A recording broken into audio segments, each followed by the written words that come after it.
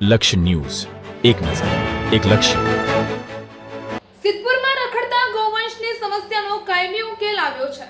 સિદ્ધપુર શહેરમાં વર્ષોથી નાગરિકો અને નગરપાલિકા માટે પડકાર બનેલી રખડતા ગૌવંશની સમસ્યાના કાયમી ઉકેલ તરફ મહત્વપૂર્ણ પહેલ કરવામાં આવી છે. શ્રી શક્તિ ગૌસેવા ચેરિટેબલ ટ્રસ્ટે સિદ્ધપુર નગરપાલિકાના સહયોગની બિનવારસી ગાય અને નંદીઓને ગૌશાળામાં આશ્રય આપી તેમની માવજત શરૂ કરી છે. આ કામગીરીના પ્રથમ દિવસની એક્સક્લુઝિવ તસવીરો પણ સામે આવી છે. સિદ્ધપુર શહેરમાં રસ્તાઓ પર રખડતા ગાય અને નંદીના કારણે વારંવાર ટ્રાફિક જામ, અકસ્માતની ભીતિ અને નાગરિકોને ભારે હાલાકીનો સામનો કરવો પડતો હતો.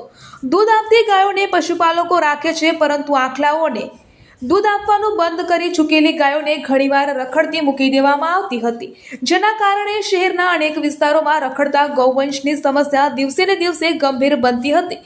રાજ્યમાં હાઈકોર્ટના આદેશ બાદ રખડતા ઢોરોને પકડી તેમની યોગ્ય વ્યવસ્થા કરવી નગરપાલિકાઓ માટે મોટો પડકાર બની હતી. ત્યારે શ્રી શક્તિ ગૌસેવા ચેરિટેબલ ટ્રસ્ટે સમાજ હિતમાં આગળ આવી આ જવાબદારી સ્વીકારી છે અને ટ્રસ્ટ અને સિદ્ધપુર નગરપાલિકાના સંયુક્ત પ્રયાસોથી હવે રખડતા અને બિનવારસી ગૌવંશને ગૌશાળામાં ખસેડી તેમની નિયમિત સંભાળ રાખવામાં આવશે.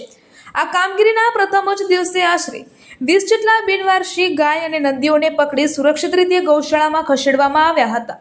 અહીં તેમને સ્વચ્છ, સુરક્ષિત વાતાવરણ રાખી પોષણયુક્ત ઘાસચારો, શુદ્ધ પાણી તેમજ જરૂરી પશુ ચિકિત્સા સહિતની તમામ સુવિધાઓ ઉપલબ્ધ કરાવવામાં આવશે. શહેર અને આસપાસના વિસ્તારોમાં રખડતા ગૌવંશની સમસ્યામાં નોંધપાત્ર ઘટાડો થવાની આશા વ્યક્ત કરવામાં આવી રહી છે. રિપોર્ટર પંકજ સાધુ, પાટણ.